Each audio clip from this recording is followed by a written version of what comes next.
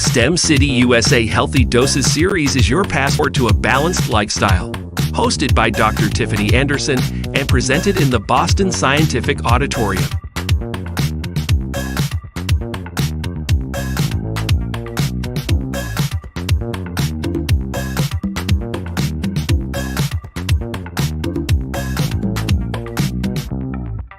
And now, Dr. Tiffany Anderson. Good morning, everybody, and welcome to another episode of Healthy Doses, streaming live on STEM City USA, brought to you by Boston Scientific. Healthy Doses will help you be the best you possible. It's a show we created to give you the tools and resources to help you just be the best. And so how do you be the best? It starts with having great mental health. And I want to introduce to you our expert, our doctor, who is going to help us be the best versions of ourselves, Dr. Tiffany Anderson. Good morning, Doc. Good morning, Ray. How you feeling? I'm doing very well. How are you feeling this morning? I'm good. Energized. That's a good thing, right? That's a good thing. That's a very good thing. It is. What are we talking about today? Right. Because today we are talking about burnout and the effects of burnout and what it looks like and how we can begin to manage it, right? So first, I really want to start with a personal story about my own experience with burnout, right? So picture this. So it's early 2020, right before the pandemic. I was working two jobs. I was a professor at Stevenson University, working from noon to 1:45. And then I was a full-time therapist working from 2:30 to 8 p.m. every day for 8 months, maybe. It was constant. I was burnt out, to say the least. I was overwhelmed. Oh, and I just purchased a home and a puppy. So it was honestly one of the worst times of my life. And I don't even know if I really understood what burnout was then, because what we'll talk about today is that a lot of folks, including myself, really feel like we can't get out of it, right? That there's very little changes that we can make.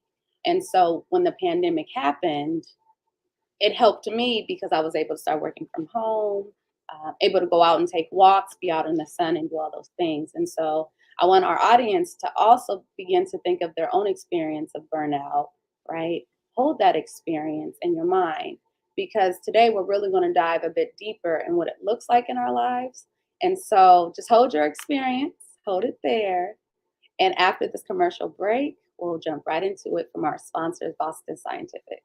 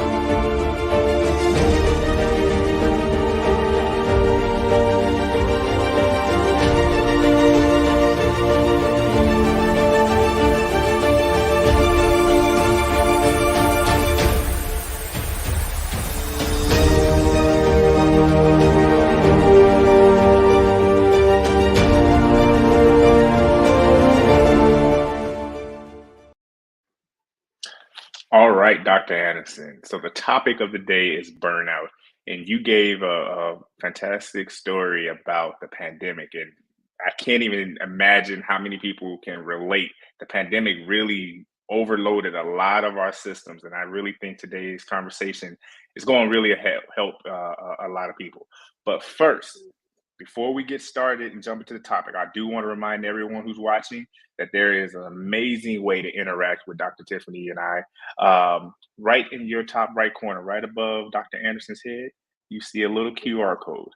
If you want to share a story with us, if you want to ask us questions throughout the show, because we will have a Q&A at the end, just go ahead, open the camera on your phone, like you're about to take a picture, and hold it up to the QR code. You should be able to scan it and go to a website where you can anonymously submit questions and answers and really participate with us. And if you're watching and you have the comment section, whether you're on social media or YouTube, you can share in the comments. If you are in STEM City, USA, you can chat with other people watching in the metaverse by clicking the chat tab to the left. We have a lot of ways to engage. We want to hear from you because this show is meant for you, the viewers, and we want to hear from you. We want to interact. We want to answer your questions and really address anything you have on this topic. And so with all of that being said, Dr. Anderson, we really hope to hear from the audience, but let's go ahead and get started and just let's figure out how to beat burnout.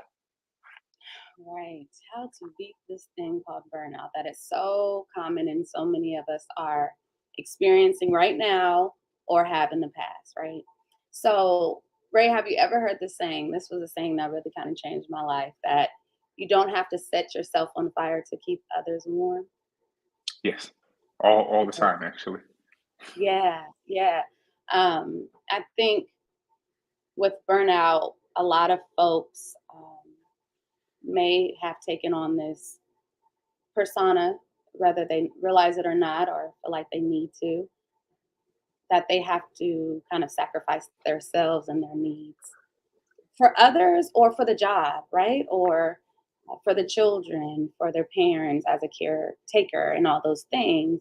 And so what we're really kind of finding out with burnout is that it is this overwhelming feeling of exhaustion. Again, similar to the story that I felt. That was the worst burnout that I've ever felt in my life, right? So it's this kind of psychological syndrome emerging from this prolonged response of chronic interpersonal stressors in life, but particularly on the job. And we'll talk about that, right? And then that's where a lot of the research is coming from, is burnout at the workplace.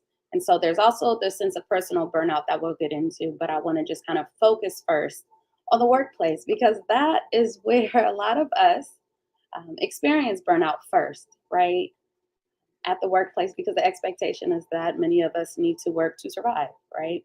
And so there's these key dimensional kind of characteristics to burnout, right? So overwhelming exhaustion, we talked about that. Feelings of negativity and detachment from our jobs as a whole, right? We just kind of personalize ourselves, where it's just this overall indifference to the job. It's this sense of ineffectiveness and a diminished sense of personal accomplishments, right? Where we're unable to really identify what we're doing well in the job, if we're even accomplishing anything, and if we feel overall that we are making a difference in the workplace. So that's how it begins to show up in the workplace, right? Is those kind of characteristics. Dr. Anderson, obviously, with anything, too much of anything is detrimental. And so a lot of those things you just mentioned were kind of mental, or feelings or emotional. What happens when you're experiencing burnout too much? Like, what are like the symptoms, and can they manifest physically? I guess is what I'm getting to. Mhm. Yeah, absolutely. So some of those symptoms that we find with burnout, is a big one is that anxiety, and the way that we are responding emotionally to the work. Anxiety is a big one. Think about personal fatigue, how your body is responding to the work. Again, that exhaustion, that inability to really want to get up or to do the enjoyable activities that you once enjoyed, right? Just feeling like overwhelmingly tired and exhausted. That's a big one. Disruption in your sleep. How are you sleeping? What are your sleep patterns, right? Being able to calm your mind. Lack of creativity and purpose.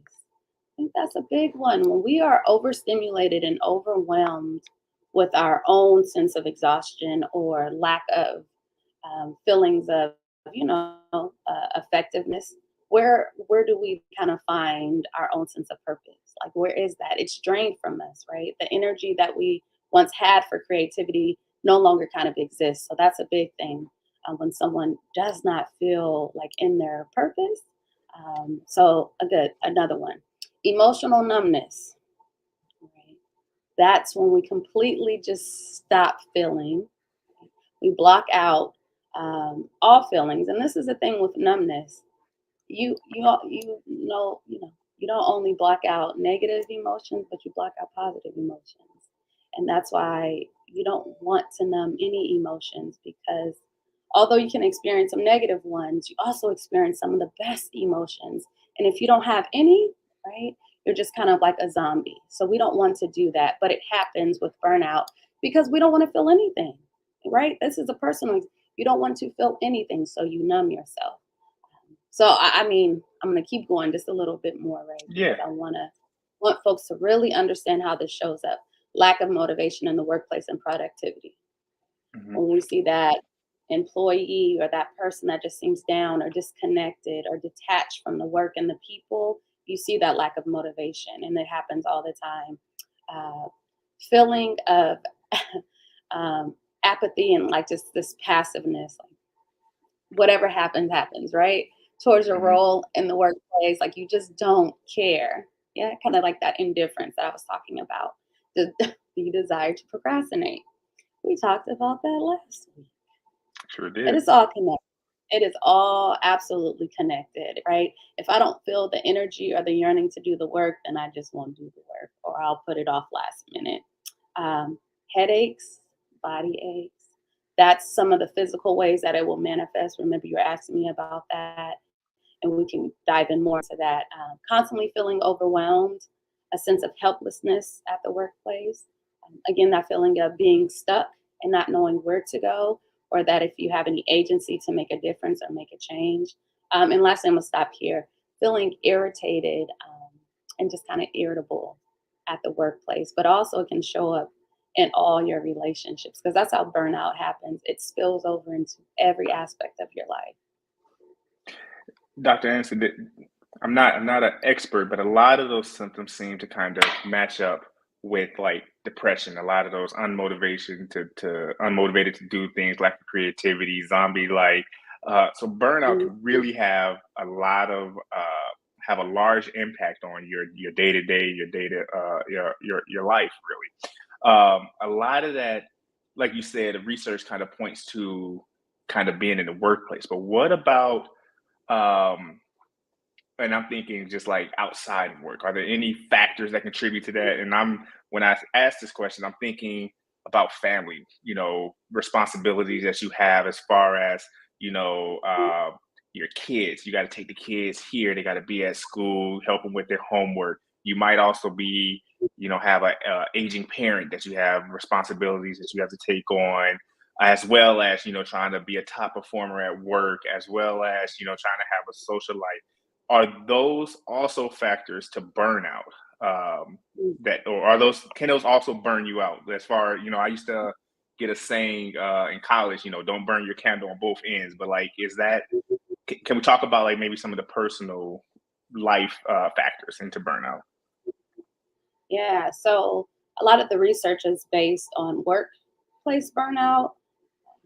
And I think that's probably just where kind of it started, or, with work, we're always trying to figure out how to get an employee to stay longer, right? Retention rates, productivity. So it makes sense that a lot of the research is on work. And also, a lot of us naturally work in this society, right? So it just kind of makes sense. However, personal burnout looks similar, but this looks more like exhaustion caused by constantly being swamped by things, right?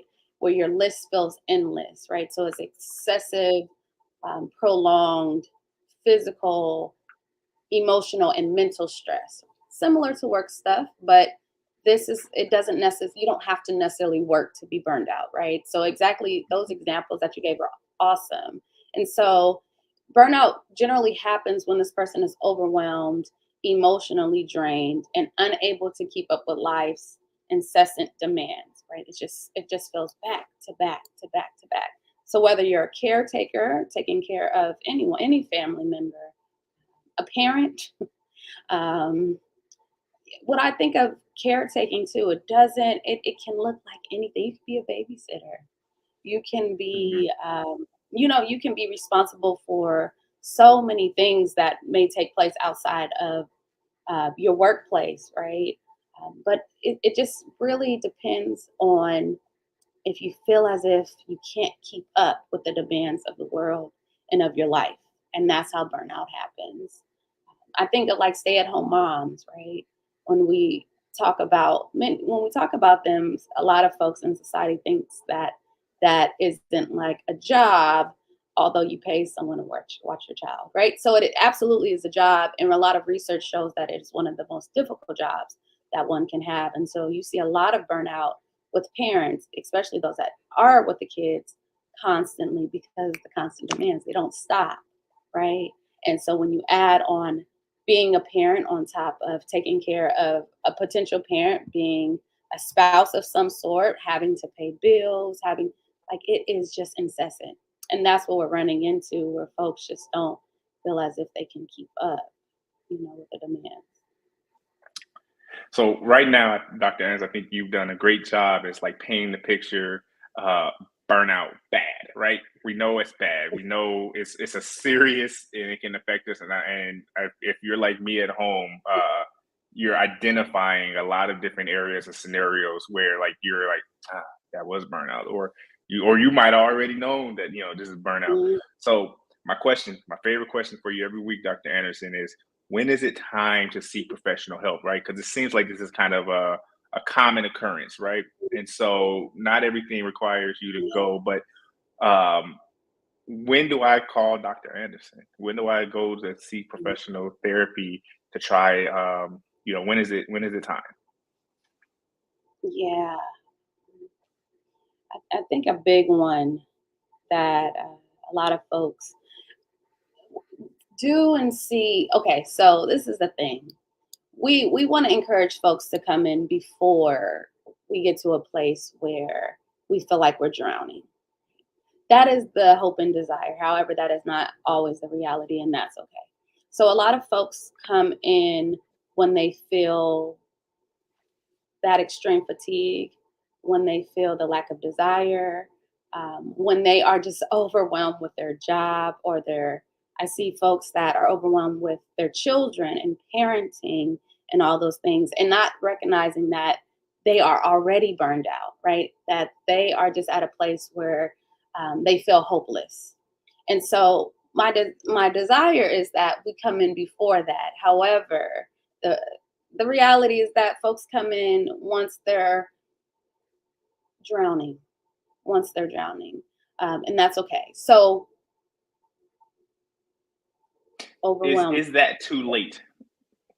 I don't know. No, no, no, no. It's not too late. It's not too late. The work is a bit more difficult, Mm, right? Because you yeah. already feel like you're drowning and then more work.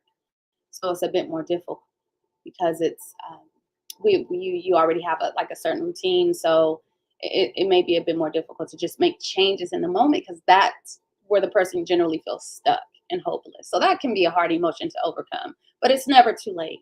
It's never too late. And the challenge with that too is that when folks get to a place where they are seeking support, I always celebrate them because that just shows that they are in a place where they are willing to listen and to make changes. So that actually may be one of the best places for folks to come in because they recognize that this is the moment that I need help and I'm willing to do it now because nothing else is working. So absolutely never too late. Never too late. But let's see. So let's see what that looks like. So a lot of times with the work that we do with burnout, and again, it all kind of intersects and it's going to be more than burnout because it's like, how did we get here? Right. So Hmm. burnout doesn't have to be permanent, Ray. It does not have to be permanent. A therapist, a psychologist, whomever you seek support from can help the person understand what kind of burnout they're experiencing and why. So I'm going to get to what the various kinds of burnout, specifically in the workplace, it looks like, right? But we can help them find realistic ways to cope with and to overcome burnout, right? And so we'll talk about some tips as we go along, but just recognize with therapy, we just want to know like exactly what are you experiencing and how is it manifesting in your life, because burnout can take various shapes and sizes, right? And it can look differently for every single person. And so a lot of times with burnout is also tied to self-care. And we just talked about that as well, right? Yeah. So going back to that quote, you don't have to set yourself on fire to keep others warm. So a lot of folks are sacrificing themselves for others and doesn't realize it until they are just drowning, until the demands just kind of overwhelm them. And so, yep, just an overall therapy is just to really kind of identify what burnout looks like in that person's life. And then giving it a name for a lot of folks because they don't know what it is. They just know they're overwhelmed and they're tired and they don't want to do it anymore. And so really kind of giving it a language and then giving them ways to kind of cope and manage burnout. So identifying is definitely a key. Seeking therapy and really kind of defining what it is, because you might be drowning and not know exactly what's the causes, which is i.e. the point of therapy to kind of help you identify those problems so you can tackle it. Dr. Anderson, a lot of those things you just gave us were things that you would cover if you were in therapy treatment. But you also said that it's ideal if you can address it before you get there. At least that would be a better situation.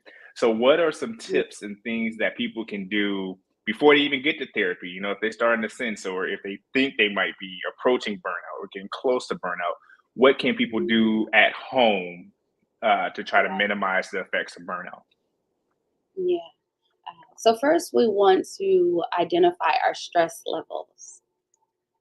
What is that? And I know you love levels, right? So we talk about like moderate, severe, like what that looks like, right? So we want the individual to identify their stress levels, right? If there's days where you are just kind of consistently overwhelmed, we want to identify what's your stress level and exactly what is concerning you and what is overwhelming you, because we want to identify those things and then just see what changes we can make, right? So identify your stress levels and track it.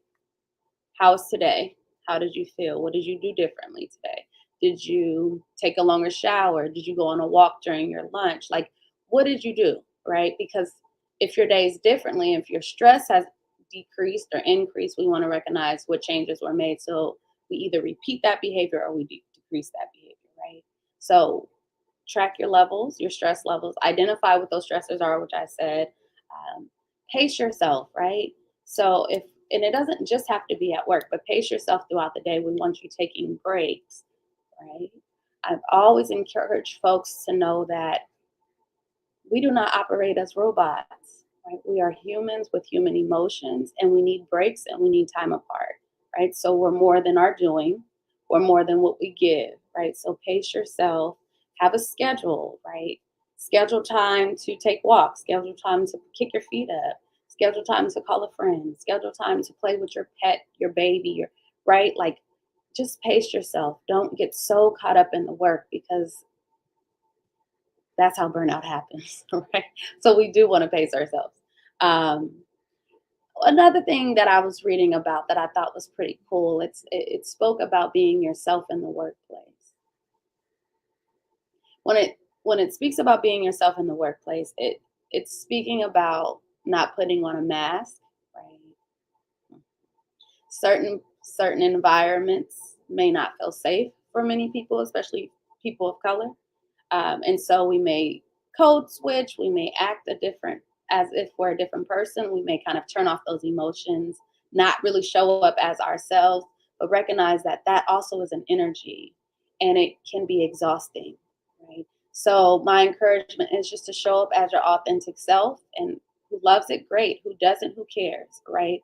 But this is all about you and protecting your energy and avoiding burnout as much as possible. So I want to encourage you to just be you. Yeah. And not waste so much energy being someone else, because that is also contributing to your burnout. Create a list of your habits through journaling, what that looks like.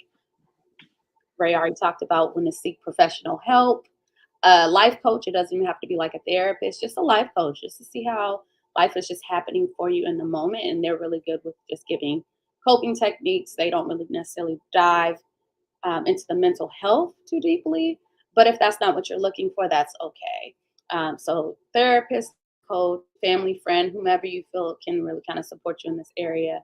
I want you to build a support system, know who you can talk to, build your network with folks that feel safe for you, that you can emotionally kind of spill and not be exploited in those moments, right? Lastly, I want you to, well, two things. Get some exercise, right? So get those walks, be able to move your body, dance, yoga, whatever you need to do. And then lastly, speak up for yourself, right? So if there are times where you are burnt out or feeling as if you're getting to that point, speak up to whomever is either causing it, and allow them to know. We talked about boundaries a few shows ago, allowing them to know what it's causing and how you are going to take different steps in the future to prevent burnout for yourself. Those were excellent tips, Dr. Anderson. And I do start to see some questions coming in. So I want to take a quick break, hear from our team, our partners with Boston Scientific. But before we do that, I just want to, when we come back, I want to talk about, we've been talking about burnout from kind of a first person perspective, right? What can I do for me? How can I prevent it? How is this affecting me? But I want to talk about when we come back, kind of from a third person. What if I see a friend of mine, a family member? How do you address burnout when you see it in somebody else? So we'll have that answer. I do want to encourage you to participate, ask us questions, share any stories you want, simply by scanning the QR code. We will love to hear from you. So we'll be right back. We know how to treat the colds and the coughs. We know how to treat the bumps and the bruises, the cuts and fractures. But how do we treat, I can't afford a day off work to see a doctor? How do we treat, I've never had a doctor who speaks my language? How do we treat, I don't know how to connect with some of my patients? How do we treat, you're not listening? We can't treat what we cannot see. So we have to look closer and see what we're missing. People, patients, misdiagnosed, misunderstood, overlooked. These are the people left out of a system charged with helping them. And it's up to us to find them in our communities, in our relationships, in our data. We're meeting them where they are, discovering who they are. We're taking an honest look to understand their healthcare needs and delivering effective ways to reach them. We don't have all the answers, but together we can find the way to address the gaps in our healthcare system, to provide something better, to find more chances to save more lives. It won't be easy, but we can help make it right, because no one should be missed.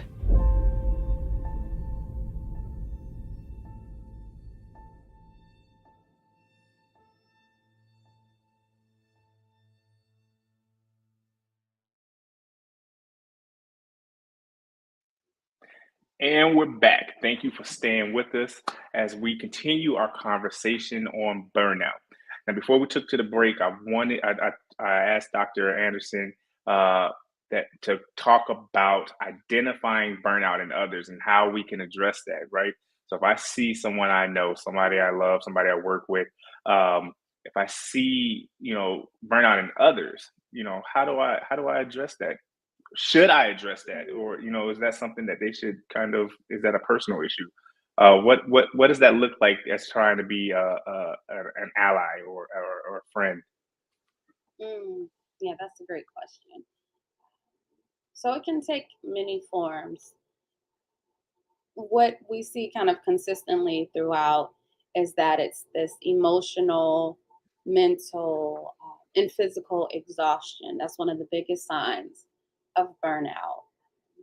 And if we don't necessarily have to be close to this person, but we kind of know, the folks we work with, our family, right? We know their kind of patterns, their behaviors, right? So we can kind of pinpoint if something's off.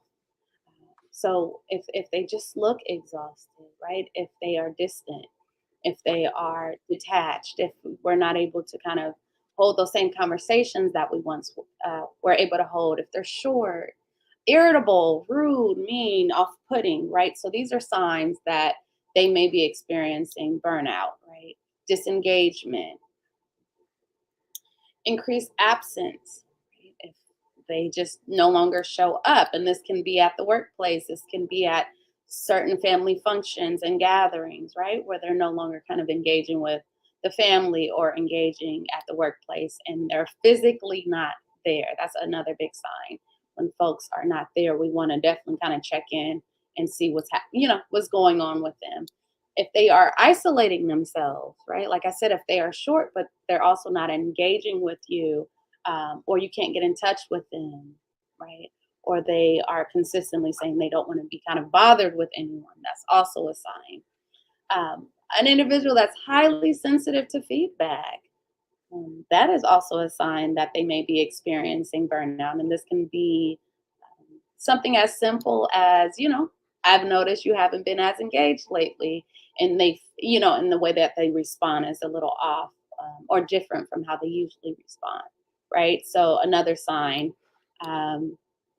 any kind of physical symptoms, if you see them, we kind of talked about some physical symptoms, but kind of see them either getting sick, having any kind of stomach ailments, complaining of headaches, dizziness, certain things like that. If you kind of are noticing kind of some physical symptoms, may equate to burnout and a lack of productivity, or just kind of overall decrease in their productivity and in their work. But again, outside of the workplace, inside, it doesn't really matter. But these are just kind of general signs of burnout. Yeah. So And those then, would.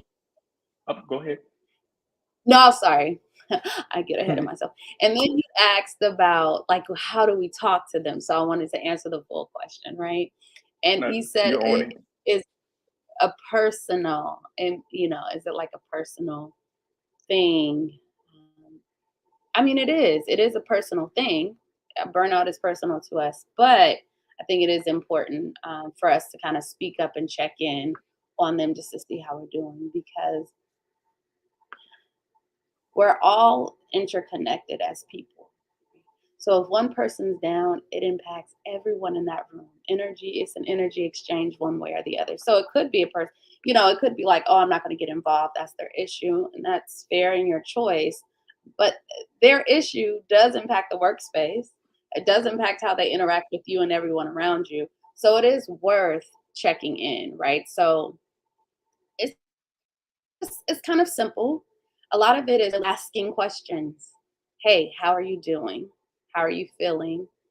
And just being engaged, allowing yourself to be a listening ear without providing judgment, or how kind of inserting yourself on how they should feel, or even, I mean, you can share your experience, but you want to be kind of careful. You just want to allow them to have just a safe space to be open about what they're experiencing in that moment. So like I said, very simple. You want to check in, you want to ask those questions, you want to listen to them. You don't want to provide any type of judgment of any sort. And then you want to either encourage them to speak to someone that can help them, whether that's a therapist, or like you just want them to, you want to encourage them to speak to someone, or you can, if you are truly concerned, you can speak to your mom. If it's your relative, you can speak to the boss, and really talk about how some of the employees may be suffering with burnout, right? So you want to encourage them, or you kind of step up yourself and see if you can help them get the support that they need. So you kind of triggered something Dr. Anderson, and Okay. I want to give you a hypothetical, right? Say Okay. I'm a manager, and I Mhm. manage a team, Mhm. and I'm starting to notice burnout, right? I'm starting to see some team members show up to meetings late. They're not Mhm. talking much in the meetings. Um, they're lacking creativity, right? A lot of what we do kind of inspires creativity. There's low energy. As a manager, as a leader, how can I address Mhm. that in my team? What are some things I can do to kind of limit the effects of burnout, or stop being burnout? Because you really can't, right, stop working, right? But what are some tips that I can do to kind of manage the team and be better at managing burnout? Yeah. Um, when in, positions of leadership, we are always encouraged to, like you said, kind of be in the know, right? You want to know how your employees are doing, you want to know how they're feeling. And so, a big thing is really, again, I've kind of said this before, but it's really kind of asking them. So, I don't, depending on the job and all those things, I don't know if there is necessarily like supervision or check ins, but there should be, right? We need to know how each, as often as possible, even if it's monthly, how each employee is kind of doing, right? Especially those that, like, you notice a lack of productivity. Um, Also, you want to think about innovative ways that employees can do the work. So I think we need to kind of reimagine the 9 to 5 workspace. I think the pandemic, although difficult for many of us, and it has changed, the world as a whole, it also has helped to reimagine in the workspace, because now a lot of us are working from home, right? At one place, we didn't know that lifestyle existed until we were forced to reimagine what that looks like. And so, as a person of authority and leadership, you have to be in a place of innovation, right? So if you are noticing an increased level of burnout, that means that the work is potentially too much, or the environment is not aiding in productivity, right? And so maybe we are having less time in the workspace, right? Maybe we're doing more work at home, because we need to think about productivity and not busy work, not working an 8-hour day just because. If I do my work in 4 hours, why are we working the eight? So this is just my opinion, but I'm telling you, this is what we're running into every day. And this is why folks have moved away from the workplace, right? Because they recognize that it's not worth the burnout. And so, as employers, I think it's just important to just be able to reimagine the workspace. And if the objective is productivity, find a way to have that without any like additional busy work, or without people feeling as if they're not, adding to the productivity, but they're simply just there. We don't want folks just being there. We want folks doing what they need to do, and also having time for themselves. Another hypothetical, same situation. We're just going to flip it, right? So now I'm not a manager. Now I'm an employee. I'm burnt out. Mm, I feel it. I I'm lacking creativity. I'm showing up late to meetings. I don't have any enthusiasm to be in the meetings. I'm burnt out. There's a mound of tasks and responsibilities, deadlines that are coming. I'm burnt out. How do I seek help from my manager, from my boss? How do you bring that up? And I say that because sometimes that might be looked at as a form of weakness, right? Because we have this can do attitude, right? Work hard to your fingers fall off. You know what I mean? How do you bring that? How do you bring that up to your manager? Is that a real yeah, saying? I don't know. that's Work till your fingers fall off. oh, you can. You can. I hope you never do, right? But if that's the thought, we have to change that, right? No, no, no, sir.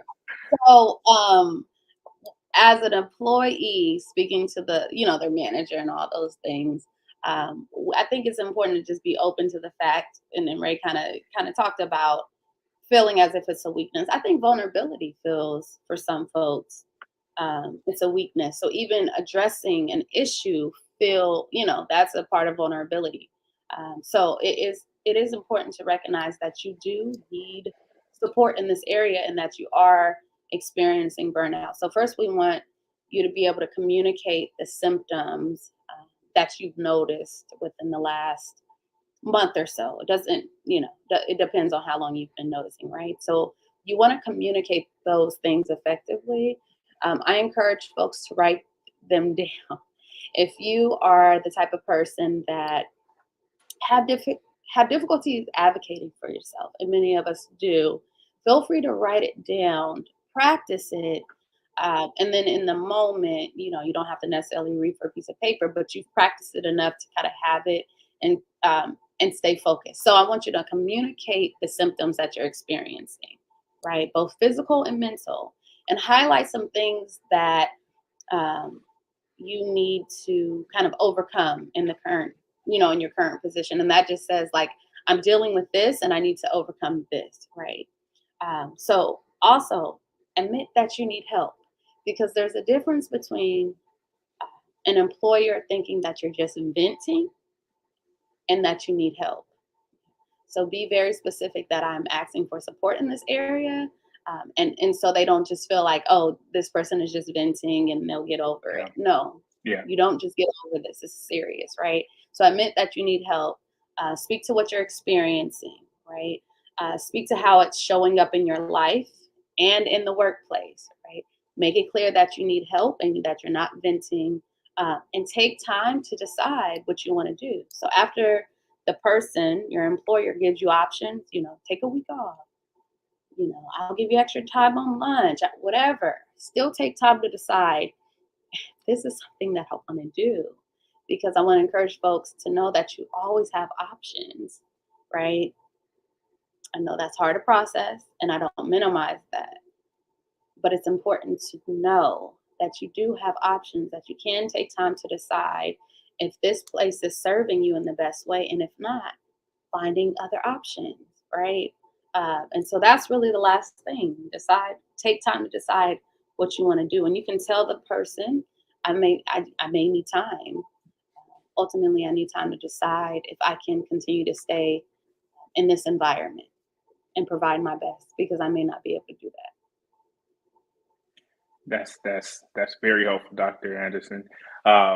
I want to move to the Q&A, because we have gotten a couple of questions in from some of the viewers that are watching, and I think they're really good. And so why don't we just go ahead and hop into it? So we had one viewer say, there are a lot of unavoidable factors that may cause someone to burn out in their personal life, right? A lot of things that you can't really avoid.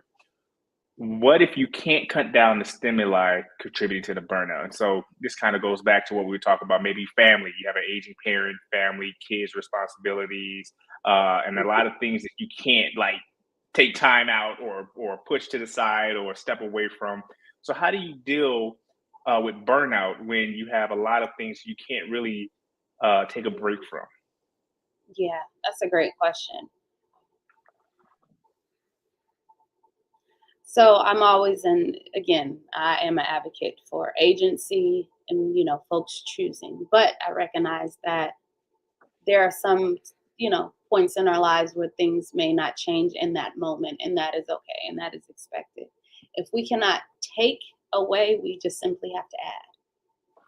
So if I can't limit my hours with my parent that I'm taking care of, if I can't limit my hours with work because I have to pay my bills and all those things, then I have to add to my life.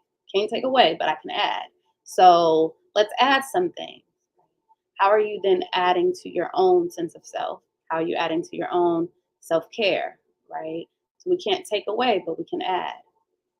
Are you getting additional time sleep? Like, how are you putting yourself in place that although I can't limit these type of things, I can kind of show up better for myself, so I can attack these things in a better way, right? And so I want you to kind of add more time for just you, We had this self-care conversation that I really, really enjoyed, because it doesn't necessarily have to be positive, like bubble baths and massages. It doesn't have to look like that. It can simply be extra 5 minutes in the shower. It can be going to sleep an extra 15 minutes, right? It can be taking a walk. It can be in nature. So if you can't take out, and that's okay, I want you to just add more things in your life that are specifically just for you. Thank you, Dr. Anderson. There's another question come in. I think this is really good. How long does it take to overcome burnout? Right? We talked about seeking therapy. We talked about a lot of different things we can do to kind of minimize the effects. But, if I take a step out, to go on vacation and come back, is that enough time for burnout? Like, how long does it take to overcome? Or do you overcome burnout? Or is it just kind of trying to minimize? You talked about levels. Is it trying to just like keep it at a low level? What does that look like? Yeah, another great question. I was looking, I'm always interested in the topics that I work on, right? So with burnout, it depends on the person. It depends on what they're dealing with, how long they've been dealing with it, right?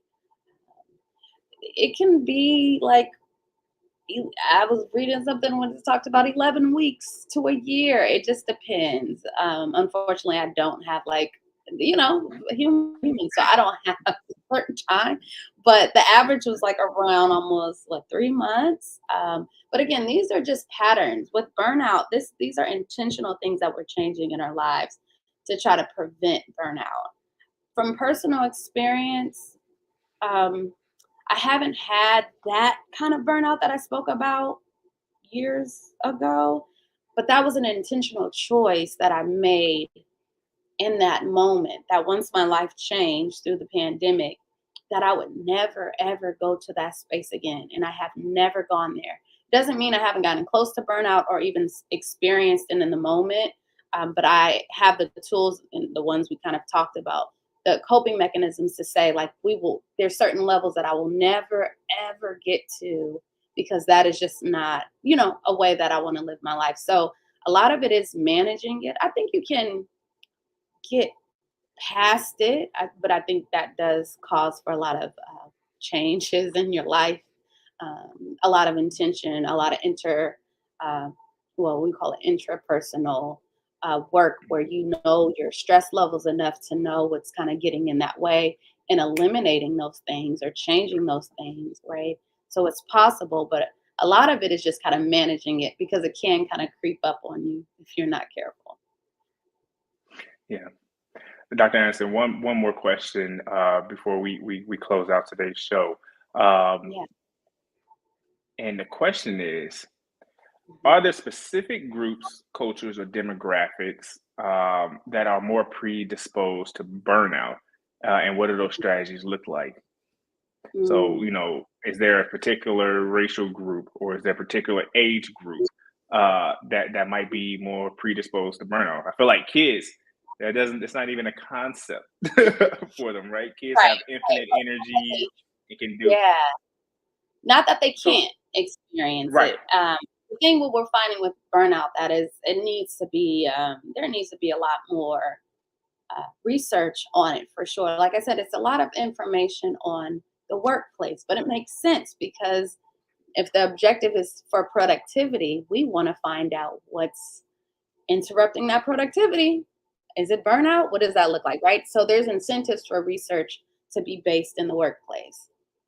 It's not a lot of incentives for it to be based on certain racial groups and certain things. So what we're finding is that a lot of the research is based on the workplace, but also certain careers, right?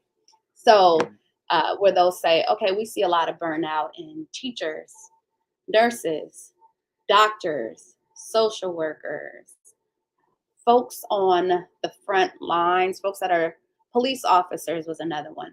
Folks that are in high stress environments, constantly working kind of with individuals in various settings that can be, again, high stress.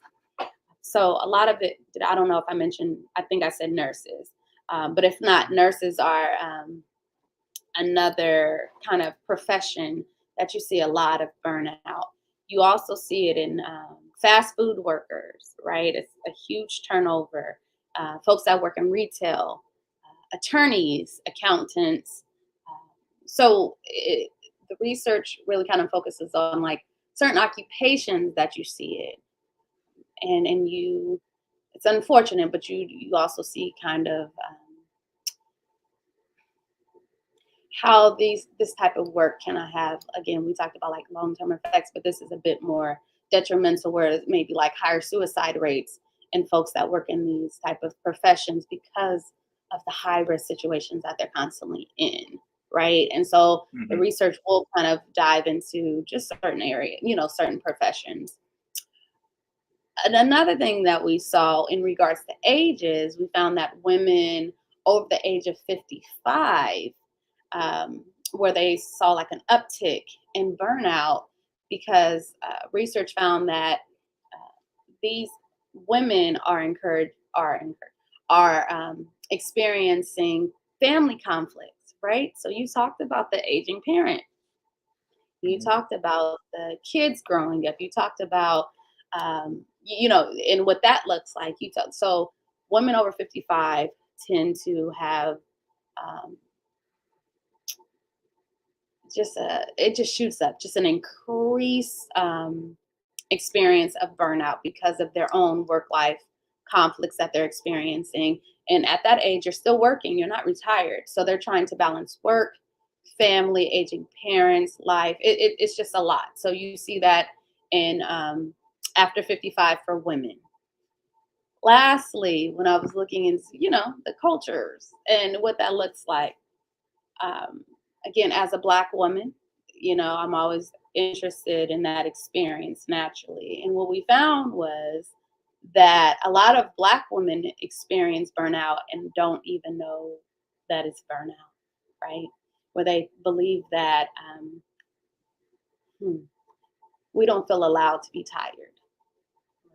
Where the expectation is that we always work harder, while experience systemic racism and microaggressions and all those things. And so burnout may feel normalized in the Black community more so than the dominant community, right?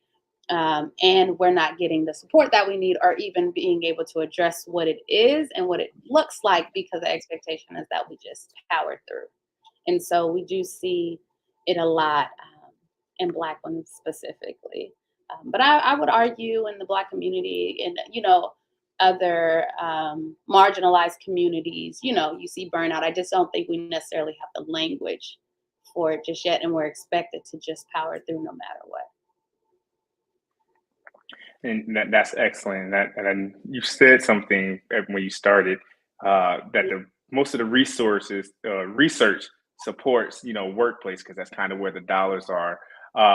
And we can go into like a whole show to talk about the research and the dollars and how disproportionate research is to different cultures.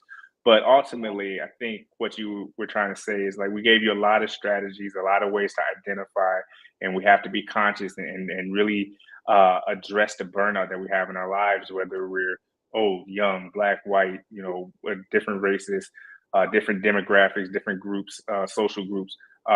We really have to pay attention to burnout and really take action for us to be the best version of ourselves, for us to have the healthiest mental health that we can have. And so with that, Dr. Anderson, I know our time is coming to a close. Do you have any closing thoughts, any final thoughts that you want to leave the audience with today? Of course. For those that are here, for those that will watch, again, thank you for just always joining us and being open to the new information that we provide. And again, this is just something that I love to do, something that I truly desire to do, and that is inform others of ways that we can just better ourselves, because why not, right? So in regards to just this closing thoughts around burnout, just know that it is something that exists. You are not crazy, right? You do not have to necessarily just power through. You can stop and assess what your body is experiencing, right? Checking in, I think, is a really good place to start, right? So in regards to tips, we want to understand our stress levels. We want to identify those those stressors, and be able to talk to those that can help, whether that's a therapist, whether that's a boss, whether that's you making hard decisions for yourself. I want to encourage you to really do what needs to happen for you. If you cannot change your life circumstances, like I said, add to them. But again, prioritize you. You do not have to set yourself on fire to keep other people warm. Remember that, right? So burnout is one of those things that happens that is very common. And I want you to be able to just identify it interpersonally in a way that tells you what it is, what I'm feeling, and who do I need to talk to, or what do I need to do to make changes. Okay. Lastly, I wanted just to give some recommendations if you are in need of support in regards to burnout, just life experiences as well, right? So there's a website called Therapy for Black Girls. Anyone can check that out. But again, it is a great resource along with Psychology Today if you are seeking a therapist. And also I created a 7-day Chasing Peace challenge. And that is just one that really kind of encourages anyone that wants to do it to really prioritize their peace. It is 7 days of activities along with affirmations. It is on your screen. You can go to www.thechasingpeacechallenge.com. Again, it's completely free. I also send emails, encouraging emails weekly. And I just want to encourage you all to continue to just prioritize yourself and your love and your generosity to yourself first and then to others. And lastly, once you join us next week, we will dive into self-sabotage. So get ready. That's going to be another great topic. That is going to be a great topic, self-sabotage. I'm looking forward to it, Dr. Anderson. To everyone joining us in the STEM City Metaverse, we thank you for being here. We hope to see you next week at 11 o'clock. Take care. Bye. For more than 40 years, Boston Scientific has relied on our spirit of relentless innovation to advance science for life. We have the privilege and responsibility to deliver higher quality, less invasive, and more accessible device solutions, and the need has never been greater. Boston Scientific technologies are used to treat roughly 30 million patients around the world each year. Across our business, our products are supported by vast clinical data, including bench testing, randomized control trials, and ongoing real-world evidence to ensure the highest quality products make it into the hands of our customers. And we're always looking for ways to provide even more effective therapies and solutions. We invest over $1 billion annually in research and development to sustain a robust pipeline of meaningful innovations. We continuously strengthen our manufacturing and operations capabilities with artificial intelligence and advanced microelectronics to create devices that are smaller and smarter. And we're collaborating with our medical partners and physicians to advance digital capabilities with remote device support and a broad scope of training and education programs. Advancing science for life is also about supporting our employees and the communities in which we operate. Now more than ever, we rely on our values to guide our company as a global business and as a global corporate citizen. We're working to help confront healthcare inequities and social injustice, not only with financial contributions, but through volunteer service, advocacy, and expanding market accessibility. We're also focused on environmental initiatives that move us towards our goal of becoming carbon neutral by 2030. The unmet needs are great, but the future of healthcare is bright. Our innovation centers provide a place to explore opportunities, examine solutions, and see what lies ahead for medicine. Together, we can continue the relentless pursuit of innovation to help everyone live longer, healthier lives and make a difference all over the world.